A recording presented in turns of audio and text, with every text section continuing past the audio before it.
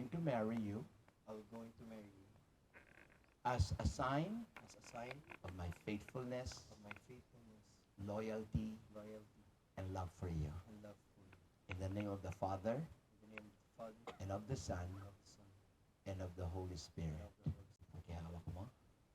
With this ring, Michael, With this ring, Michael, I have already married you I have already married you as a sign of my love, as a sign of my love, my faithfulness, my faithfulness, and my loyalty to you. and my loyalty to you. In the name of the Father, and of In the the Son, name of the Father, and of the Son, and of the Holy and Spirit. of the Holy Spirit. Amen Amen. and amen. Palakpakan po natin sila. Go ahead. We can have some music. Let's have the coin, please. Michael and Karen, put God's first and God's word. Everything in your life, tatandaan nyo, mawawala yan. But sabi ng Biblia, heaven and earth will pass away, but only God's word will never pass away. Make that as your foundation in growing up your family, your marriage, in growing up your children soon to come. And I hope and pray, alam ko po, there will be times na naguguluhan kayo, nag-aaway kayo. Maganda, awitan mo siya. Naawitan mo at gamitin mo ang salita ng Diyos to encourage both of you to continue to grow together. You need God's word. It's essential. You cannot live without it. Amen? Thank you, anak. Okay? And we can put that down. So this time, and I want you to understand that. Let's now ask the veil sponsors to come. Would you come slowly? Yan. Veil muna. Yan. Why the veil? The veil represents po yung submission of Karen, the wife, to the husband. Kaya po hindi nilalagay yan sa ulo ng lalaki. Yun po yung ibig sabihin sa babae lang inilalagay because that represents submission. Kaya nilalagay natin po yan para sa ganon, it's a symbol na Karen, maski na anong hirap at ginhawa, remain standing. Maski na ganong kahirap ang buhay, you have to learn to submit to Michael in everything. Importante yan. That's what the Bible says. And I hope and pray that kayo po, tayong lahat would say talagang we want to really make our marriage work.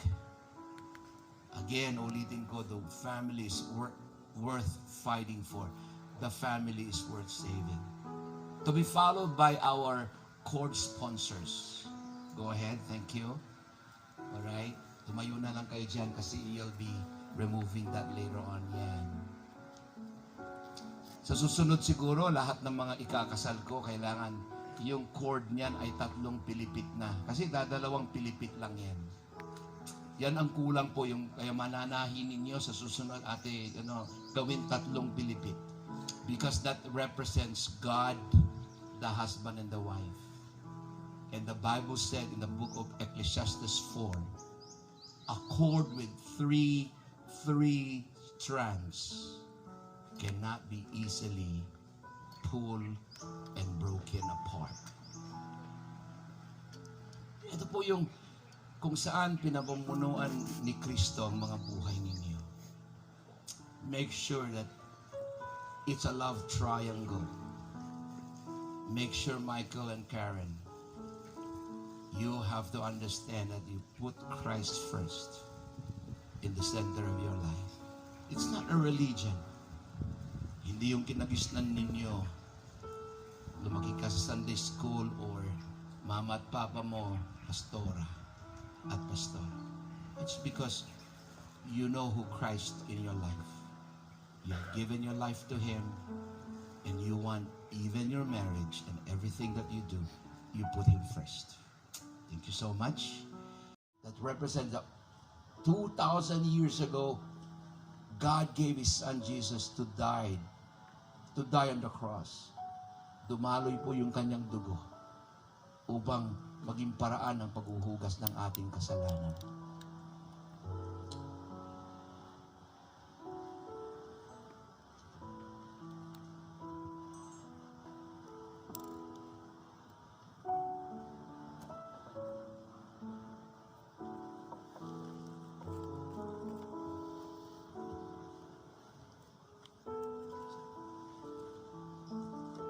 Take the bread, Michael and Karen.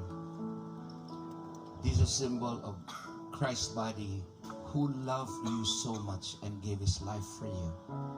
Take it right now. Be reminded to always put him first, Jesus Christ first, into your life. I want you to take the cup, and that cup represents the body of Christ na dumaloy sa katawan ni Kristo to show how much He loved both of you and all of us. Imagine, for without the shedding of Jesus' blood, there is no forgiveness of sin. Hindi po yan dugo ng kalabaw o manok o baka o kambing. Jesus suffered on the cross, laid down his life, died, and poured out his blood. Take it. Be a great remembrance. Go ahead.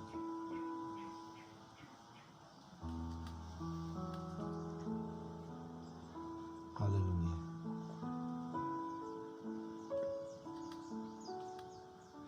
Father God in heaven, dami naman yung ating music.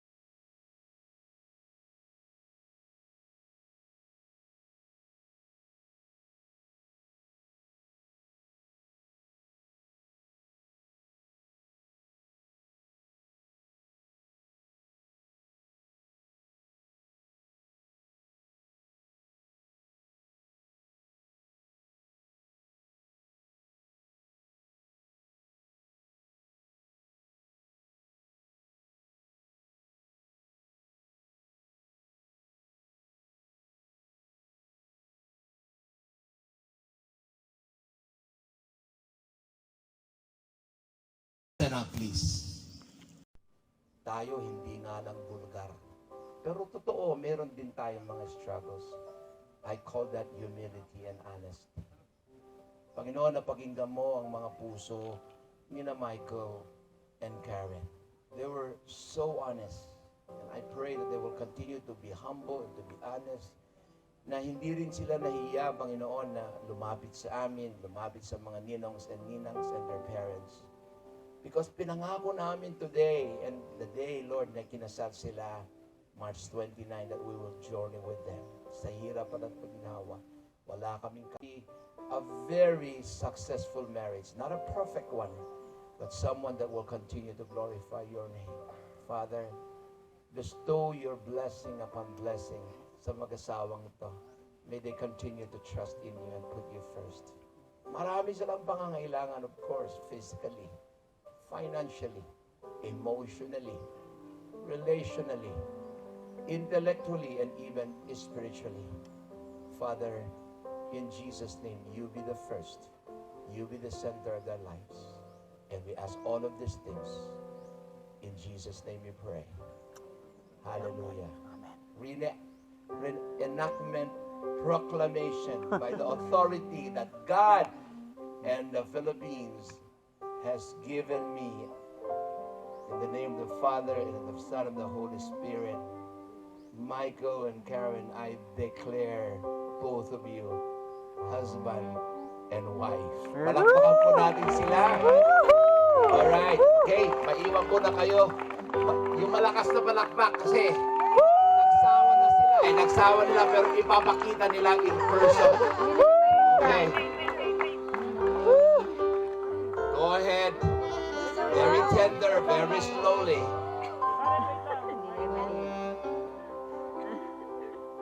Alright, Michael, bilisan mo. Gutom na kami.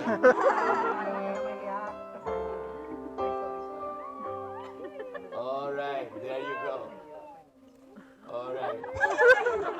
Alam niyo po, bago yan, nung kami-kaming 10 lang, very tender and very torrid. Di ba? Very torrid kaya. Gawin yung torrid kaya. Mag-asawa na kayo.